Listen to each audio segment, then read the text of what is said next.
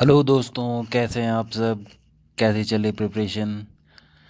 आज जो मैं आपके लिए टॉपिक लेके आया हूँ बहुत ही इम्पोर्टेंट टॉपिक है। इस चीज़ को आप अगर इस टॉपिक को अगर आप समझ जाओगे तो आप कैपिटल मार्केट तो समझ जाओगे ही, आप उसके साथ साथ फॉरेक्स मार्केट भी समझ जाओगे। तो आज मैं पार्ट 4 करने जा रहा हूँ कैपिटल मार्केट का, और आज का हमारा टॉपिक है फ्यूचर कॉन्ट्रैक्ट। ठीक है। वीडियो को आप शुरू से लेके अंत तक देखिएगा, बीच में कुछ छोड़िएगा मत, क्योंकि ये बहुत ही, अगर बीच में आपने कुछ छोड़ दिया तो फिर आपको समझ में आने का नहीं है। तो शुरू से लेके अंत तक देखिएगा। चलिए शुरू करते हैं आज का टॉपिक। तो फ्यूचर्स फ्यूचर्स फ्यूचर्स है क्या। फ्यूचर्स आर फाइनेंशियल इंस्ट्रूमेंट, ये फाइनेंशियल इंस्ट्रूमेंट है जिसका प्राइस कहाँ किस चीज़ के ऊपर बेस होता है, एक अंडरलाइंग एसेट के ऊपर बेस होता है। अंडरलाइंग एसेट क्या क्या हो सकते हैं, कमोडिटी हो सकते हैं, शेयर हो सकते हैं, बॉन्ड्स हो सकते हैं, इंडेक्स हो सकते हैं, एसेट्रा, मतलब और भी चीज़ें हो सकती हैं इनके अलावा। और इसको कहाँ ट्रेड किया जाता है, इसको एक्सचेंज मार्केट में ट्रेड किया जाता है। ठीक है। तो जैसे कि मैंने आपको बताया था कि कोई भी फाइनेंशियल इंस्ट्रूमेंट जो कि अपना प्राइस किसी अंडरलाइंग एसेट से डिराइव करता है उसको हम क्या कहते हैं, उसको हम कहते हैं डेरिवेटिव। ठीक है। उसको क्या कहते हैं, हम डेरिवेटिव कहते हैं। और ये जो डेरिवेटिव है फॉर फ्यूचर्स, इसको हम किस कौन कौन से लोग यूज़ करते हैं, इनको दो टाइप के लोग यूज़ करते हैं। एक तो होता है हेजर्स, दूसरा होता है स्पेक्यूलेटर्स। हेजर्स वो लोग होते हैं जो कि अपना कोई बिजनेस रिस्क होता है उसको कम करने के लिए यूज़ करते हैं, और स्पेकुलेटर्स वो होते हैं जो कि सिर्फ प्रॉफिट कमाना उनका मेन मोटिव होता है, वो सिर्फ प्रॉफिट कमाना चाहते हैं। देन जैसे कि मैंने आपको पिछले ही वीडियो में बताया था, जब मैं आपको फॉरवर्ड के बारे में बता रहा था, फॉरवर्ड कॉन्ट्रैक्ट के बारे में बता रहा था कि कैसे प्राइस वोलेटिलिटी की वजह से आप यहाँ देख रहे हो प्राइस कितने वोलेटाइल है, कभी ऊपर हो जा रहे हैं बहुत, तो कभी बहुत नीचे हो जा रहे हैं। इसकी वजह से कभी फार्मर्स को लॉस होता है, ये तो कभी इंडस्ट्रीज़ को लॉस हो जाती है। ठीक है। आपने अगर वो वीडियो नहीं देखा तो डिस्क्रिप्शन में देख लीजिएगा, डिस्क्रिप्शन में मैंने डाल दिया है कि किस तरह से प्राइस वोलट प्राइस के वोलेटाइल होने की वजह से हर दोनों पार्टी को लॉस होता है, प्रोड्यूसर को भी लॉस होता है और फार्मर्स को भी लॉस होता है। ठीक है। देन ये जो लॉस है इसको कम करने के लिए लोग दोनों क्या करते हैं, इन दोनों के बीच में कॉन्ट्रैक्ट हो जाता है। ठीक है। तो जैसे कि हमने फॉरवर्ड कॉन्ट्रैक्ट में बताया था कि एक पार्टी है राधा, राधा एक फार्मर है, और लेज इंडस्ट्री है जो कि चिप्स, पोटैटो चिप्स बनाती है, और राधा क्या करती है, पोटैटो उगाती है, आलू उगाती है। तो ये क्या करते हैं, फॉरवर्ड फॉरवर्ड कॉन्ट्रैक्ट में डायरेक्ट एक इन दोनों के बीच में एक एग्रीमेंट हो जाता है, एक कॉन्ट्रैक्ट हो जाता है कि इस डेट पे इस प्राइस पे इतने की इतने किलो, यानी कि 500 क्विंटल आलू की डिलीवरी हो जाएगी आपको। ठीक है। डिलीवरी डेट क्या थी, 10 फरवरी। और और कॉन्ट्रैक्ट कब हुआ था ये साइन, 10 नवंबर 2020 को। तो यानी 3 महीने का टाइम है, 3 महीने के बीच में जब ये आलू उग जाएंगे उसके बाद का है ये।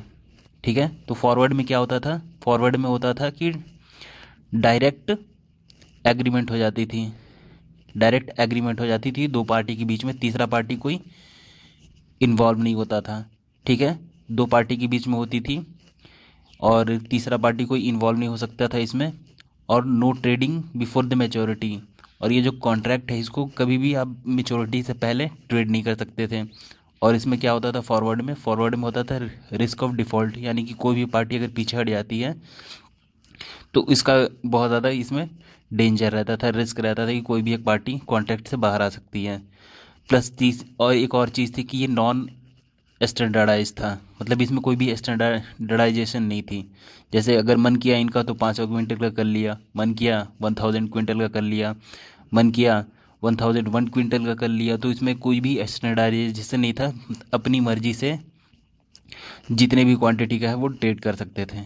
ठीक है। बट अब ये फ्यूचर्स क्या है, फ्यूचर थोड़ा सा अलग है। ठीक है। फ्यूचर्स अलग है, इसमें जो कॉन्ट्रैक्ट होता है ना, कॉन्ट्रैक्ट तो इसमें भी दो पार्टी के बीच में होता है। एक होती है सेलर पार्टी जो कि सेल करती है, दूसरी होती है बायर पार्टी। ठीक है।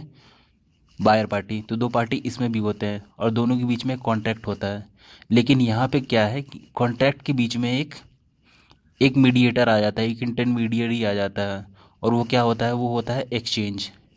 वो क्या होता है, वो होता है एक्सचेंज। स्टॉक एक्सचेंज हो सकता है या कमोडिटी एक्सचेंज हो सकता है। ठीक है। तो इन दोनों के बीच में जो एग्रीमेंट होता है वो इस तरह का होता है कि Lay's industries agree to buy and rather to sell potato as future rate. Future rate एक होता है, फ्यूचर रेट, वो मैं आपको बताऊंगा कैसे क्या होता है वो। फ्यूचर रेट पे इतनी इस टाइम को डिलीवरी की जाएगी। ठीक है। 10 नवंबर को एग्रीमेंट हो गया, और क्वांटिटी है 10 क्विंटल की। तो मतलब एक जो फ्यूचर का कॉन्ट्रैक्ट है वो 10 क्वांटिटी का है। तो अगर राधा को 500 रुपये, 500 क्विंटल की अगर डिलीवरी करनी है तो उसको 50 कॉन्ट्रैक्ट, फ्यूचर कॉन्ट्रैक्ट खरीदने पड़ेंगे। ठीक है। 50 फ्यूचर कॉन्ट्रैक्ट में आना पड़ेगा उसको। और इसमें क्या होता है ना कि जैसे फॉरवर्ड में था कि फॉरवर्ड में कोई भी सिक्योरिटी मनी नहीं होती थी। ये जो एग्रीमेंट है इसमें कहीं भी कोई सिक्योरिटी मनी नहीं होती थी। बट फ्यूचर है, फ्यूचर में सिक्योरिटी मनी होती है, और सिक्योरिटी मनी का नाम क्या होता है, मार्जिन डिपॉजिट। ठीक है। जो दोनों पार्टी हैं, दोनों पार्टी को कुछ एक फिक्स्ड अमाउंट होता है वो पे करना पड़ता है, और ये रिफंडेबल होता है। तो जैसे कि ये फ्यूचर कॉन्ट्रैक्ट हुआ है राधा और लेज इंडस्ट्री के बीच में, और तो यहाँ पे मार्जिन रखी गई है 5,000 रुपये। ठीक है। तो आप 5,000 रुपये दो। ठीक है। और ये फ्यूचर ले लो। ठीक है। तो दोनों पार्टी ने 5,000 रुपया दिया और फ्यूचर ले लिया। ठीक है। अब देख सकते हैं आप यहाँ पे कि दो पार्टीज है, दो पार्टी के बीच में एक एक्सचेंज इन्वॉल्व हो गया है, और ये एक्सचेंज कमोडिटी का ट्रेडिंग हो रही थी ना। पोटैटो क्या हो गया, पोटैटो एक कमोडिटी हो गया, आलू एक कमोडिटी हो गई। तो कमोडिटी के लिए जो एक्सचेंज होता है वो होता है नेशनल कमोडिटी डेरिवेटिव एक्सचेंज। ठीक है। NCDEX होता है कमोडिटी के लिए। NCDEX एक एक्सचेंज होता है। तो ये जो एक्सचेंज होता है ये इन दोनों पार्टी के बीच का काम करती है। राधा यानी कि सेलर, सेलर और ये बायर, इन दोनों पार्टी के बीच का काम करती है ये। ठीक है।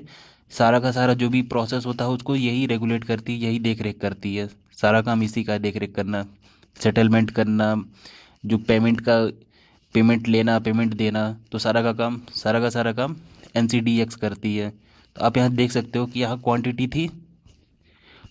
थी एक फ्यूचर कॉन्ट्रैक्ट की 10 क्विंटल। ठीक है। तो इस वजह से ये क्या हो गया, ये एक स्टैंडर्डाइज हो गया। ठीक है। इस वजह से ये क्या हो गया, स्टैंडर्डाइज हो गया।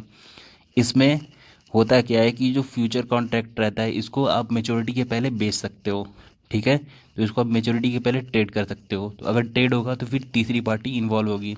तो इसमें मल्टी पार्टी इन्वॉल्व हो सकती है। इसमें सिर्फ दो पार्टी नहीं होगी फ्यूचर कॉन्ट्रैक्ट की तरह, इसमें मल्टी पार्टी इन्वॉल्व हो सकती है। ठीक है। फिर इसमें मार्जिन लिया जाता है। मार्जिन 5,000 लिया गया ना, एज ए सिक्योरिटी लिया गया, जो कि रिफंड कर दिया जाता है जब एक मेच्योरिटी पीरियड आ जाती है तो। ठीक है। तो ये जो हमने सिक्योरिटी ली इसकी वजह से क्या होता है, सिक्योरिटी की वजह से होता है कि कोई रिस्क और डिफ़ॉल्ट होता नहीं है। ठीक है। और जैसे कि फॉरवर्ड में होता था, फॉरवर्ड में दो तरीके से आप सेटलमेंट कर सकते थे। एक तो है सेटलमेंट बाय डिलीवरी, दूसरा सेटलमेंट बाय कैश।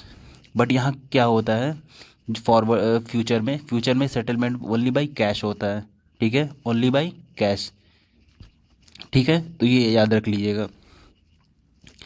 देखिए जैसे फॉरवर्ड में क्या था, फॉरवर्ड में था सिर्फ दो पार्टी होती थी, राधा होती थी, leather industry buyer, Radha seller, leather industry buyer.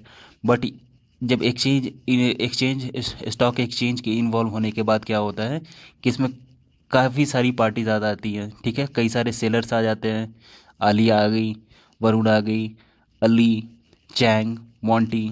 ठीक है। और कई तरीके के कई बायर्स भी आ गए। ठीक है। तो इसमें बिंगो फूड्स हो गए, अंकल चिप्स हो गए, अक्की हो गए, अक्की एक टैक्सी ड्राइवर है, डॉक्टर सैम हो गए। ठीक है। तो इसमें कई तरीके के सेलर भी आ सकते हैं, कई तरीके के बायर्स भी आ सकते हैं। ठीक है। तो अब इसमें होता क्या है ना कि देखिए इसमें दो तरीके के लोग इन्वॉल्व हो सकते हैं। पहले में तो था, पहले वाला जो था फॉरवर्ड, उसमें तो सिर्फ हेजर्स इन्वॉल्व होते थे। हेजर्स वो जो बिजनेस करते थे और अपना रिस्क कम करने के लिए एक बिजनेस कॉन्ट्रैक्ट में एक फ्यूचर फॉरवर्ड कॉन्ट्रैक्ट में आते थे। बट यहाँ क्या है ना कि फ्यूचर में वैसे लोग भी आ जाते हैं जो कि स्पेकुलेशन करते हैं, यानी कि उनका मोटिव सिर्फ प्रॉफिट होता है। तो आप यहाँ देख सकते हो कि सेलर्स में कौन कौन है, राधा है, वरुण है और चाहेंगे, ये तीनों के तीनों फार्मर्स हैं, ये तीनों के तीनों किसान हैं। ठीक है, तो किसान जो वो क्या करेंगे, अपना रिस्क कम करेंगे। तो ये तीनों क्या हो गए, ये तीनों हो गए आपके हेजर्स। बट ये आलिया है, आलिया ना तो कुछ प्रोड्यूस करती है, ना उसका कुछ काम ही नहीं है, इकोनॉमिक एक्टिविटी से उसको कुछ काम ही नहीं, वो तो पढ़ाती है, टीचर है। अली इंजीनियर है। मोंटी क्या है, मोंटी वेला आदमी है, ठीक है, वो कुछ करता नहीं है। तो इनका तो कहीं रिस्क है ही नहीं, इनका कहीं रिस्क है ही नहीं। ठीक है, तो ये जो इस टाइप के सेलर हो गए ना, वो सेलर हो गए स्पेकुलेटर, इनका काम है सिर्फ सिर्फ प्रॉफिट कमाना। ठीक है, अब बायस में देख लीजिए, बायस में लेज इंडस्ट्री है, बिंगो फूड्स है और अंकल चिप्स है। इनका काम तो है भाई कि कमोडिटी खरीदो और इसको बेचो। तो इनको तो रिस्क इन्वॉल्व है, ये तीनों हैं, इनको तो तीन रिस्क इन्वॉल्व है। तो ये रिस्क कम करने के लिए फ्यूचर खरीदते हैं। तो ये तो हो गए हेजर्स, ये हो गए हेजर्स, और ये तीनों हो गए हेजर्स। बट ये लोग जो है, अक्की टैक्सी ड्राइवर डॉक्टर सैम जो कि बायर है, इनका कोई मतलब नहीं है। ठीक, ये तो सिर्फ और सिर्फ इनका काम है स्पेकुलेशन करना और प्रॉफिट लेना। ठीक है, तो आलिया, अली, मोंटी, अक्की और डॉक्टर सैम, ये सिर्फ और सिर्फ स्पेकुलेटर हैं। इनका काम है प्रॉफिट कमाना फ्यूचर फ्यूचर की ट्रेडिंग से। ठीक है, तो ये बात समझ लीजिए आप लोग। देन देखिए फ्यूचर में ट्रेडिंग कैसे होती है, अब इस चीज़ को हम समझने की कोशिश करते हैं। ठीक है, तो जैसा कि यहाँ बात हुई थी, कॉन्ट्रैक्ट में बात हुई थी, ये फ्यूचर कॉन्ट्रैक्ट में बात हुई थी फ्यूचर रेट्स की। फ्यूचर रेट की हमने बात की थी ना, कि जो ट्रेडिंग होगी वो फ्यूचर रेट्स पे होगी। ठीक है, तो ये फ्यूचर रेट्स क्या है वो हम आपको बताते हैं। जैसे 10 नवंबर को कॉन्ट्रैक्ट हुआ 10 नवंबर को। तो 10 नवंबर को मार्केट प्राइस जो थी 1 क्विंटल आलू के, वो थे 1800 रुपये। ठीक है, मार्केट प्राइस था 1 क्विंटल आलू का 1800 रुपये। ठीक है, बट जो फ्यूचर कॉन्ट्रैक्ट का प्राइस था वो था 1700 रुपये, 1700 रुपये था। ठीक है, अब होता है क्या है कि 30 नवंबर आ जाती है। 30 नवंबर को क्या होता है, जो 1 क्विंटल आलू के दाम है वो बढ़ के 1875 हो जाते हैं। ठीक है, तो प्राइस बढ़ गई, करंट मार्केट प्राइस आलू के बढ़ गए। तो देख सकते हो आप कि ये जो फ्यूचर रेट है, फ्यूचर कॉन्ट्रैक्ट का प्राइस है, वो भी बढ़ गया 95 रुपीज़। ठीक है, 95 रुपीज़, तो वो भी बढ़ गया। तो आप देख पा रहे होगे कि जैसे जैसे करंट मार्केट के प्राइस बढ़ रहे हैं, वैसे वैसे फ्यूचर का रेट भी बढ़ रहा है। ठीक है, फ्यूचर का रेट भी बढ़ रहा है, तो दोनों के बीच में कोरिलेशन है। अगर करंट मार्केट प्राइस बढ़ेगी तो फ्यूचर कॉन्ट्रैक्ट प्राइस भी बढ़ेगा, अगर करंट मार्केट प्राइस घटेगी तो फ्यूचर कॉन्ट्रैक्ट भी प्राइस भी घटेगा। ठीक है, तो अब देख सकते हो कि 30 नवंबर को 1875 था, 10 दिसंबर आते आते ये 1900 रुपये हो गया करंट मार्केट प्राइस। तो उसी को पीछा करते करते हुए आप देख सकते हो फ्यूचर कॉन्ट्रैक्ट प्राइस भी बढ़ के 1850 रुपये हो गए 10 दिसंबर को। ठीक है, अब आ जाती है 15 जनवरी। 15 जनवरी को आप देख सकते हो करेंट मार्केट प्राइस है 1950 रुपये। ठीक है, 1950 रुपये, तो 1925 रुपये फ्यूचर कॉन्ट्रैक्ट प्राइस हो गया। ठीक है, मतलब जैसे जैसे बढ़ रही है दाम करंट मार्केट प्राइस, तो फ्यूचर कॉन्ट्रैक्ट प्राइस भी बढ़ता ही जा रहा है। ठीक है, फॉलो कर रहा है ये।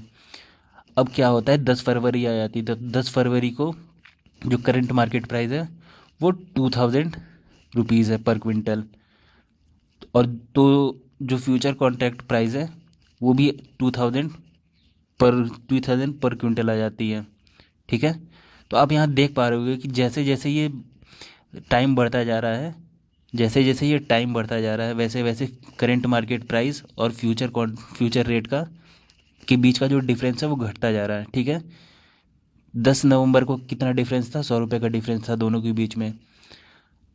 30 नवंबर को 80 रुपये का डिफरेंस आ गया, और 10 दिसंबर को 50 रुपये का डिफरेंस आ गया दोनों के बीच में। 15 जनवरी को 25 रुपये का फ़र्क आ गया, और जब एक्चुअली डिलीवरी मेच्योरिटी की डेट आ जाती है उस दिन करंट मार्केट प्राइस और करंट मार्केट प्राइस और फ्यूचर रेट दोनों एक हो जाते हैं, दोनों के दोनों इक्वल हो जाते हैं। ठीक है, तो इस तरह से प्राइजेस का मूवमेंट होता है, फ्यूचर रेट का जो होता है। अब देखिए ट्रेडिंग कैसे होती है। ट्रेडिंग कैसे होती है? ट्रेडिंग होती है ऐसे, जैसे ये से राधा थी। राधा क्या थी? राधा थी सेलर। ठीक है, राधा थी सेलर, और लेज इंडस्ट्री क्या थी? बायर। ठीक है, लेज इंडस्ट्री थी बायर। तो फाइनेंशियल लैंग्वेज में हम जो बाइंग पोजीशन होती है, जो बाई करते हैं उसको हम कहते हैं लॉन्ग, और जो सेल करते हैं उसको कहते हैं हम शॉर्ट। ठीक है, तो फ्यूचर्स में याद रखिएगा long and short position. Short position का मतलब सेलिंग और लॉन्ग पोजीशन का मतलब बाइंग। ठीक है, अच्छे से दिमाग में बैठा लीजिएगा, बहुत काम आएगा आपको आगे। तो देखिए 10 नवंबर को क्या था? 10 नवंबर को राधा ने शॉर्ट पोजीशन लिया था 1700 रुपये पे, और लेज इंडस्ट्री ने लिया था लॉन्ग पोजीशन, यानी कि बाइंग की पोजीशन थी उसकी 1700 रुपये पे। ठीक है, अब देखिए 30 नवंबर को होता क्या है? 30 दिसंबर को राधा बीच में से ही, मेचोरिटी पीरियड भी ख़त्म नहीं हुई, राधा ने चाहा कि मैं इस फ्यूचर कॉन्ट्रैक्ट से निकल जाऊं। तो फ्यूचर कॉन्ट्रैक्ट से निकलने के लिए उसने क्या किया? उसने जो फ्यूचर कॉन्ट्रैक्ट ले रखा था उसको सेल कर दिया। ठीक है, मतलब तो पहले इसकी शॉर्ट पोजीशन थी, बाद में इसने लॉन्ग पोजीशन ले ली। लॉन्ग का मतलब बाई कर लिया। ठीक है, बाई कर लिया। तो जो जब भी शॉर्ट पोजीशन कोई लेता है तो एग्जिट करने के लिए उसको लॉन्ग पोजीशन करनी पड़ती है। ठीक है, अगर किसी ने शॉर्ट पोजीशन पे एंट्री की है तो एग्जिट उसका लॉन्ग पोजीशन पे होगा। तो 10 नवंबर को क्या प्राइस थी? 10 नवंबर को फ्यूचर के रेट थे 1975। 1975 रुपये पे इसने ट्रेड पे एग्जिट कर दी लॉन्ग पोजीशन में। शॉर्ट पोजीशन से इसने स्टार्ट की थी राधा ने, लॉन्ग पोजीशन पे इसने एग्जिट कर दी। ठीक है, तो जब इसने लॉन्ग पोजीशन पे एग्जिट करी तो वो फ्यूचर कॉन्ट्रैक्ट आया किसके हाथ में? वो अली के हाथ में आया। अली बन गया सेलर। ठीक है, अब अली के पास आ गया वो, तो अली की पोजीशन क्या हो गई? शॉर्ट हो गई, क्योंकि अली की पोजीशन सेलिंग वाली है। ठीक है, तो 1775 रुपये में अली की शॉर्ट पोजीशन आ गई। अब आती है 10 दिसंबर। 10 दिसंबर को क्या होता है? 10 दिसंबर को अली चाहता है कि मैं इस कॉन्ट्रैक्ट से बाहर निकलूं, मैं इस ट्रेडिंग से बाहर निकलूं। ठीक है, तो वो क्या करता है? वो इतने शॉर्ट पोजीशन से स्टार्ट की थी अली ने। अली एग्जिट किस पे करेगा? एग्जिट करेगा फिर वो लॉन्ग पोजीशन पे। तो 10 दिसंबर को इसने लॉन्ग पोजीशन ली 1850 रुपये पे। ठीक है, तो 1850 रुपये पे इसने लॉन्ग पोजीशन ली। तो ये जो कॉन्ट्रैक्ट था फिर वो किसके हाथ में आया? वो फिर आया वरुण के हाथ में। वरुण कौन था? एक फार्मर था। ठीक है, तो वरुण के हाथ में आ गया वो। तो वरुण की पोजीशन क्या हो गई? वरुण की पोजीशन हो गई शॉर्ट सेलिंग की। ठीक है, शॉर्ट का मतलब सेलिंग। तो अब यहाँ सेलर कौन बन गया? सेलर बन गया वरुण 1850 रुपये पे। ठीक है, उसी तरह आप देख सकते हो कि ये बायर में लेद इंडस्ट्री ने स्टार्ट किया था 10 नवंबर को 1700 रुपये पे। ये इसकी लॉन्ग पोजीशन थी। जब इसने एग्जिट करना था लेस को तो 30 नवंबर को इसने शॉर्ट पोजीशन पे इतने रुपए पे एग्जिट कर दी। ठीक है, इसके एग्जिट करने के बाद किसके हाथ में आया फ्यूचर कॉन्ट्रैक्ट? बिंगो फूड्स के हाथ में आया। बिंगो फूड्स ने लॉन्ग पोजीशन ली 30 नवंबर को 1995 रुपये के प्राइस पे। ठीक है, 1995 रुपये के प्राइस पे बिंगो फूड्स ने लॉन्ग पोजीशन ली 30 नवंबर को। अब होता है क्या है कि उसको ट्रेड से एग्जिट करना है, तो ट्रेड को एग्जिट उसने 30 दिसंबर को कर दिया। 30 दिसंबर को इसने लॉन्ग से स्टार्ट किया था बिंगो फूड्स ने लॉन्ग पोजीशन पे स्टार्ट किया था। अब वो क्या करेगी? अब वो शॉर्ट पोजीशन पे ट्रेड से एग्जिट करेगी। शॉर्ट पोजीशन पे ट्रेड पे एग्जिट करेगी। फ्यूचर रेट उस दिन क्या थे? 1850 रुपये। तो 1850 रुपये उस पे बिंगो फूड्स ने शॉर्ट सेलिंग कर दी। ठीक है, अब ये जो फ्यूचर कॉन्ट्रैक्ट था आया किसके हाथ में? आया डॉक्टर सैम के हाथ में। तो डॉक्टर सैम ने 10 नवंबर को 1850 रुपये पे लॉन्ग पोजीशन ली। ठीक है, तो आप यहाँ देख सकते हो कि यहाँ कोई भी कभी भी एग्जिट कर जा रहा है। अगर कोई शॉर्ट पोजीशन पे एंट्री करता है तो लॉन्ग पोजीशन पे एग्जिट करता है, अगर कोई लॉन्ग पोजीशन पे एंट्री करता है तो वो शॉर्ट पोजीशन पे एग्जिट करता है। ठीक है, और इन दोनों के बीच का जो डिफरेंस होता है ना, जैसे ये शॉर्ट पोजीशन पे इसने एंट्री की, लॉन्ग पोजीशन पे राधा ने एग्जिट किया। तो इन दोनों के बीच का जो डिफरेंस होता है वही प्रॉफिट या लॉस होता है। ठीक है, वही प्रॉफिट या शॉर्ट और लॉन्ग पोजीशन के बीच का जो डिफरेंस होता है वही प्रॉफिट या लॉस होता है। ठीक है, तो आप यहाँ देख सकते हो। तो अब आपने देख लिया प्रोसेस किस तरह से होता है। तो होता क्या है कि ये जो यहाँ पे जो ट्रेडिंग होती है, तो राधा बन गई सेलर, लेस बन गया बायर। तो यहाँ कोई भी कहीं भी बाई कर रहा है, और राधा को खुद भी नहीं पता है कि वो किस, मैं तो सेल कर रही हूँ लेकिन मेरे बाई कौन कर रहा है। बाई या तो ये शायद डॉक्टर सैम कर सकता है, अक्की कर सकता है, बिंगो फूड कर सकता है, अंकल चिप्स कर सकता है। तो राधा को नहीं पता, ये वो सिर्फ पता होगा स्टॉक एक्सचेंज को कि कौन कर रहा है बाई, कौन कर रहा है सेल। ठीक है, ना तो बायर को पता है कि ना तो बायर को पता है कि सेलर कौन है, ना तो सेलर को पता है कि बायर कौन है। जो कुछ पता है वो स्टॉक एक्सचेंज को पता है। ठीक है, अब देखते हैं कि ये जो मार्जिन अकाउंट होता है, जब भी आप ट्रेड में घुसते हो फ्यूचर्स में, तो आपका एक मार्जिन अकाउंट क्रिएट कर दिया जाता है। ठीक है, और जो सेटलमेंट होता है वो कैश के थ्रू होता है, एक्चुअल डिलीवरी नहीं होती, वो कैश के थ्रू होता है। तो एक जो मार्जिन अकाउंट होता है वो जैसे सिक्योरिटी हम लेते हैं, तो कैसे कैसे सिक्योरिटी मार्जिन अकाउंट के अंदर वो प्रॉफिट और लॉस बुकिंग होती है, वो हम देखते हैं अभी। तो जैसे 10 नवंबर को फ्यूचर के ट्रेड में एंट्री की गई थी, 1700 रुपये फ्यूचर रेट था। ठीक है, सेलर से 5000 रुपये लिए गए और बायर से 5000 रुपये लिए गए। तो सेलर का मार्जिन अकाउंट में 5000 रुपये, बायर के मार्जिन अकाउंट में 5000 रुपये। 30 नवंबर को क्या होता है, फ्यूचर रेट्स हो जाते हैं 1795। ठीक है, 1795। तो डिफरेंस कितने का आया, डिफरेंस आया 95 का। और क्वांटिटी की कितनी थी, 10 क्विंटल थी ना। पर क्विंटल क्वांटिटी का पर क्विंटल प्राइस कितना का चेंज हुआ था, 95। और एक क्विंटल 10 क्विंटल का एक फ्यूचर कॉन्ट्रैक्ट था। ठीक है, तो टोटल कितना होगा, 950। ठीक है, तो ये जो सेलर था, सेलर का तो लॉस हो गया, क्योंकि प्राइसेस बढ़ गए। ठीक है, तो सेलर को 950 रुपये का लॉस हो जाता है। तो 950 रुपये का लॉस होता है तो उसके अकाउंट में कितने बच जाते हैं, 4050 रुपये। बट यहाँ बायर को प्रॉफिट हो जाता है। ठीक है, कितना प्रॉफिट होता है उसको, 950 रुपये का प्रॉफिट हो जाता है। तो उसके मार्जिन अकाउंट में 950 रुपये ऐड हो जाते हैं। ठीक है, 10 नवंबर को फ्यूचर रेट हो जाते हैं 1850। ठीक है, यहाँ सेलर्स को फिर से नुकसान हो जाता है, फिर से लॉस हो जाता है। कितने का लॉस होता है, एक क्विंटल पे 55 रुपये का प्राइस डिफरेंस आया था। और टोटल क्वांटिटी कितनी थी, 10 क्विंटल की, एक फ्यूचर कॉन्ट्रैक्ट की। ठीक है, तो कितने का लॉस हुआ, 550 रुपये का लॉस हुआ। तो 550 रुपये हमने माइनस कर दिया 4050 में से, तो कितना मिला हमें, 3050। ठीक है, उसी तरह यहाँ हमने प्रॉफिट प्लस कर दिया।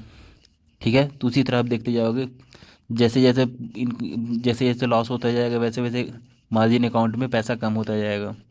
कि मार्जिन अकाउंट में पैसा, और इनका जैसे सेलर बायर जो है उनका पैसा बढ़ रहा है। ठीक है, तो जब प्रॉफिट और जब 10 फरवरी आ जाती है, तो एक्चुअली 2000 सेलर के अकाउंट में बचते हैं और 8000 बायर के अकाउंट में आ जाते हैं। तो प्रॉफिट कितना हुआ सेलर को, लॉस कितना हुआ सेलर को, 3000 का। और बायर को कितना हुआ प्रॉफिट, 3000 का। तो यहाँ देख सकते हो कि एक का प्रॉफिट दूसरे का लॉस। ठीक है, एक का प्रॉफिट दूसरे का उतना ही लॉस। तो इसको हम जीरो सम गेम भी कह सकते हैं। जीरो सम गेम का मतलब कि एक का प्रॉफिट दूसरे का उतना ही लॉस। ठीक है, तो टोटल जब आप सम करोगे तो वो जीरो ही आ जाएगा, minus plus 3000 minus plus 3000 plus, तो जीरो आ जाएगा। इसको हम कहते हैं जीरो सम गेम। ठीक है, तो इस तरह से कोई ट्रेडिंग होती है। आपको अगर कुछ डाउट आ रहा है तो प्लीज़ कमेंट बॉक्स में पूछिए, मैं ज़रूर रिप्लाई करूँगा। अब देखिए, वो अभी तो बात हो रही थी पोटैटो की, आलू की बात हो रही थी। तो आलू क्या है, कमोडिटी थी। तो कमोडिटी एक्सचेंज में चेंज होती है। बट यहाँ पे जो अंडरलाइंग एसेट है वो सिर्फ कमोडिटी ही नहीं, वो शेयर्स भी हो सकते हैं, वो बॉन्ड्स भी हो सकते हैं, वो फॉरेक्स भी हो सकते हैं, फॉरेक्स करेंसी भी हो सकती है, या फिर इंडेक्स भी हो सकते हैं। ठीक है, तो जब ये इन सारी चीज़ों का ट्रेड होगा ना, तो वो स्टॉक एक्सचेंज में होगा, वो फिर एनसीडीएक्स में नहीं होगा। कमोडिटी के लिए अलग एक्सचेंज होती है, और इन सब शेयर, बॉन्ड्स, फॉरेक्स करेंसी और इंडेक्स के लिए अलग एक्सचेंज होती है। ठीक है, जो कि BSE हो गया, NSE हो गया, यहाँ पे होती है। और जो कमोडिटी होती है उसका NCDEX में होता है, national commodity derivative and exchange में होता है, वो उनका अलग ही होता है एक्सचेंज। ठीक है, तो ये होता है हमारा फ्यूचर। कोई अगर आपको दिक्कत आ रही हो, कोई डाउट आ रहा हो, तो प्लीज़ कमेंट बॉक्स में ज़रूर पूछिएगा। कैसा लगा आपको वीडियो, कमेंट बॉक्स में ज़रूर बताइएगा। अच्छा लगा होगा तो बिल्कुल लाइक कीजिएगा। ठीक है, तो thank you guys for watching my video. अगर आप पहली बार मेरे वीडियो देख रहे हो तो please do subscribe my channel, क्योंकि इस तरह की मैं वीडियो लेके आता रहता हूँ। तो थैंक यू गाइज, बाय।